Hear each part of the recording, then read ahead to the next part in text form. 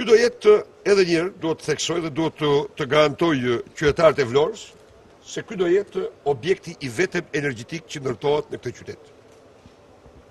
I vetëm. Të gjitha ofertat e tjera nga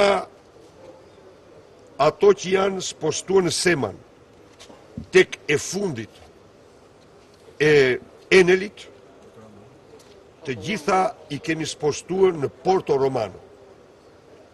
Dhe Vlora nuk do ketë, përveç këtij termocentrali që e ka jetik të domosdoshëm. Vlora, kjo, e gjithë emetimi i saj është i barazë me 500 veturave Mercedes. Kaq është emetimi. Asgjë tjetër. Është i standardeve më të larta. Vlora do ketë këtu afër parkun industrial, sipas një projekti të paraqitur nga qytetarët, nga biznesmenët e Vlorës dhe Bashkia e Vlorës,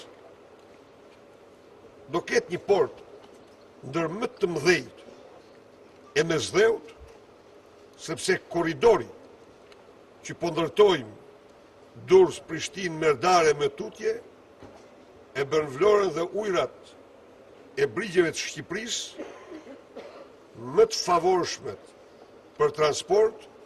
Vlora i ka më të thella ujrat, kjo është edhe avantazhi i saj, se sa pjesët e tjera të bregut Adriatik, dhe ky port do shndrohet në një generator, mega generator të zhvillimit të shpejt dhe të madh të Vlorës.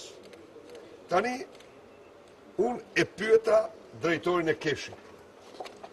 Ka patur një premtim që ky tec të hynë të prodhojë energji në fund të 2008 në ciklin e hapur dhe pastaj në maj dhe në ciklin e mbyllur. Përgjigjja e tij është kjo, se ky ishte një premtim i drejtuesit të mëparshëm. Dhe ai e mori me vete premtimin. Unë nuk jam në fushat elektorale, por unë shpresoj që shqiptarët që më besojnë mua ta kenë të qartë se premtimet e mia të tjerë do t'i lanë rrugës, kurse unë do t'u dalë zot një për një. Cilat janë përfitimet e Vlorës nga ndërtimi? Përfitimi madh shumë. Edhe Vlora dhe gjithë bregu, sepse merr një burim konstant të fuqishëm energjie. Gjë e cila është një problem. Tani erdhëm nga Babica. Aty kemi bërë investimin më të madh në rrjetin e transmetimit të tensionit lartë në të gjithë 18 vitet e fundit. Ai është investimi më i madh, 25 milion euro. Janë projekt edhe 50 milion tjera Unaza e Jugut.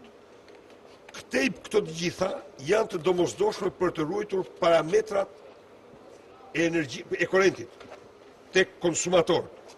Tani, futja edhe e tecit në rrjet dhe do lidhet me Babicën garanton një furnizim të shkëlqyer në parametra me energji të gjithë zonës turistike të vendit, nga Vlora deri në Ksamil. Po rritja e karburanteve do të kenë ndikim në funksionimin e tecit?